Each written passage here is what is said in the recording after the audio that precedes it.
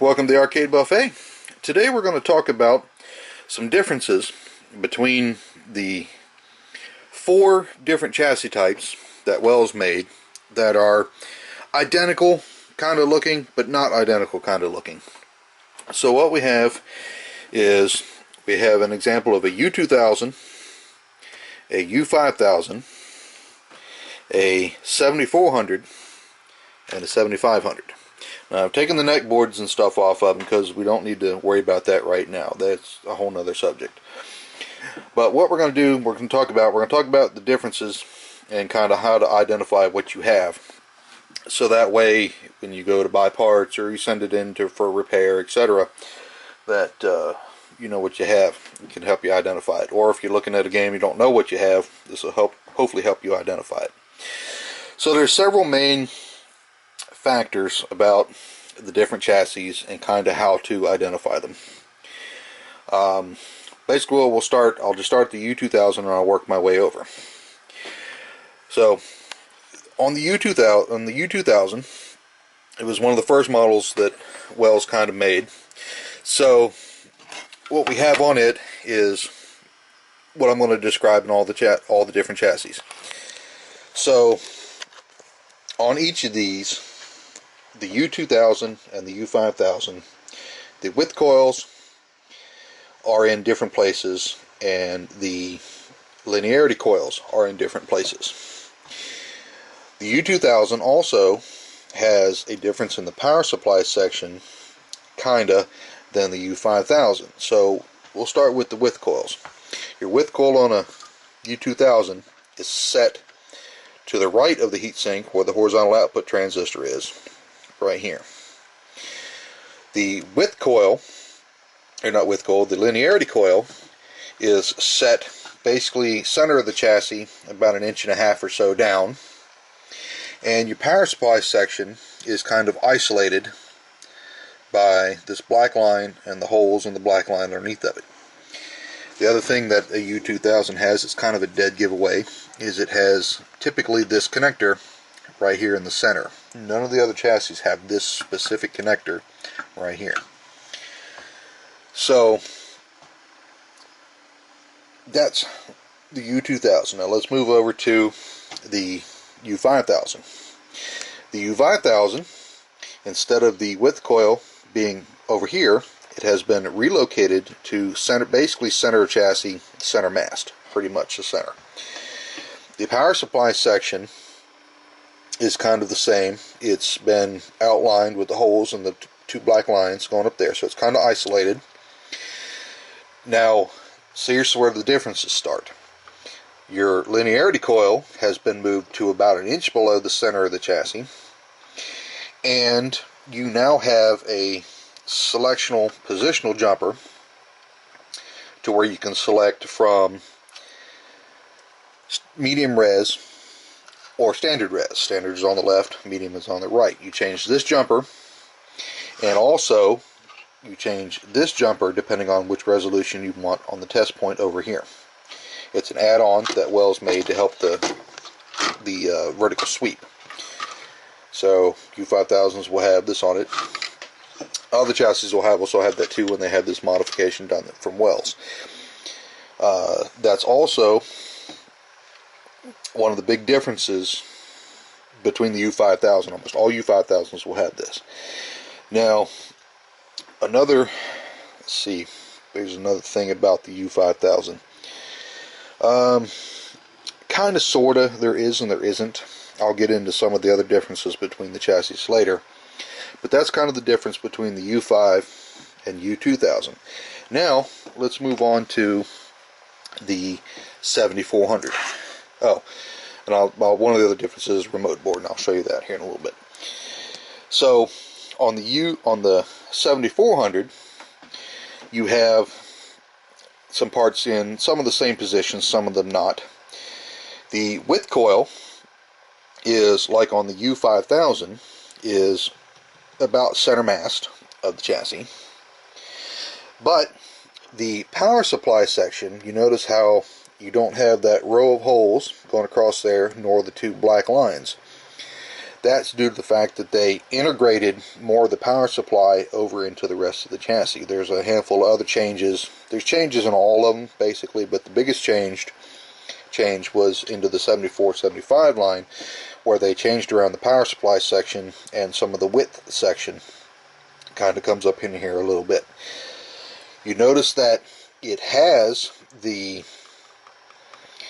places here, like the U5000, for your selector cables for your different resolutions, but if you notice that it is no longer, they're not selectable anymore, and it has a permanent wire for the specific resolution is permanently wired.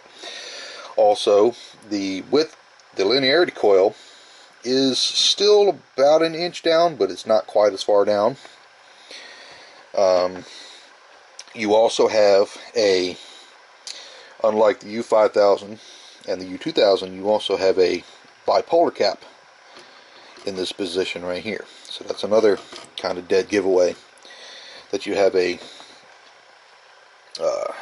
7400. So now let's move on to the 7500. Oh, and also, before I forget, if you notice right here on the U2000, the U5000, but if you notice right here on the 7400 and the 7500, you have a subcontrast pot. That's also a big difference between some of the models. The 74s and the 75s are the only ones that had the subcontrast pots. Now, on the 7500, there are a couple giveaways on what it is. It's pretty much almost identical to the 7400 in power supply and where the linearity coil is, where the width coil is, etc. One of the big differences between it is your width transistor. Okay, on a 7500 you will have this connector that comes off and goes down to where the width transistor would be. It's right there and right there and right there on the other three models, whereas on the 7500 they relocated it to, it plugs into this transistor right here. I'll see if I can do it one-handed, maybe not, but I'll just plug it on there for general purposes. It's not going to be all correct, but anyway, it is mounted to the back of the frame. When it's sitting in the pan, this is mounted to the back of the pan. So that's one dead giveaway of the 7500 that you can pretty much primarily look for. The other dead giveaway is how they have, where the positional jumper here would be, it is strapped for the medium res. So that's another dead giveaway.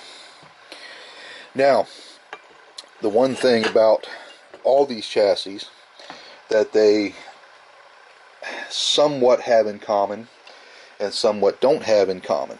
If you notice on the 7500, you have a little board right here. The 7400, you have a little board right here. The U5000, you have a little connector where that board could be, and on some U2000s that connector doesn't exist. On some it is, and some it is not. Basically, all that really signifies, there's a couple other changes as well, some resistors and stuff, capacitors, etc. That means that they are 27-inch models, whereas if they don't have that on there, they're 25-inch. Now, don't mistake that a 25 or a 27 is missing this little board. That may be the case. It's very hard and very difficult to tell if you have a 27 versus a 25 and that little model, that little board is missing. The other way you can tell on most of them, if the sticker is still here, you will have a sticker that says WGM. This one is a 2775. Well, it would say 2575 if it was a 25-inch version. Now, some chassis, like this one here as an example, for the U2000, it is missing that sticker. So in reality, one of the only ways we could tell is it's not a 27 is that this is missing. If it was a 27, this should be populated and you should have a little board here. Now, some 27s are missing, and that's just the way it is. And what that is that is a trapezoid and a pin cushion control board to help you dial in your pin cushion and stuff on the 27 so it doesn't bow or doesn't trapezoid, etc. It's hard to do that with my fingers. So that's another difference. Now, another difference between the U5000, U2000, this is going to be combined, and the 74 and 75 is the remote boards. On here, on the U2000 and the U5000, it's a couple things are different populated. There's different resistors and stuff on here, I believe. But otherwise, they're for the most part identical, except for the U2000 and U5000 have a horizontal hold pot on here on the remote board, whereas on the 7475 that is missing. The reason that is missing is because on the 74 and 75 it is relocated right here on the chassis. If you notice, on the U2000 and the U5000, you only have your horizontal, your high voltage shutdown pot here. You do not have anywhere that has a horizontal hold pot. Same thing over here. All you have is your high voltage shutdown pot, no horizontal hold pot. They changed that on this model due to the fact that, for one, the biggest reason I think is, one, it introduces interference with this cable. You can touch this cable and wavy lines will go through your screen. So, not the greatest of adjustment. It's great to have it there, but it's much better for it to be on the chassis itself. Once you set it, you pretty much never have to mess with it. For the H.O.T, it pretty much never ever goes out, so there's no real reason to need it on the remote board. But that's one of the biggest differences between the remote boards. They are not interchangeable in the slightest. A U2 and a U5000 have the same remote board. A 74 and a 75 have the same remote board. You cannot mix and match. They are laid out differently. They will not work. You can actually damage your chassis if you use the wrong one for too long, for more than a couple seconds, typically. So, there's a handful of other things on here, but they're not really worth going into too much detail on. But for the most part, that is a good comparison between the U2000, U5000, 74, 75, and how you can kind of tell between a 25-inch and a 27-inch with what you got. Now, there's differences in the neck boards. Some of it makes its differences, some of it doesn't. There's different revisions and stuff. I may cover that in a later video, but I'll have to get some more resources and make sure I get all the examples and stuff. There's quite a few examples of the differences. So, but as far as the main chassis go, this is how it is. So, well, that about wraps it up. So, if you have any questions or comments, please leave them at the bottom of this video, or shoot me an email at thearcadebuffet@gmail.com, or visit my site, thearcadebuffet.com. Thanks, and see you soon.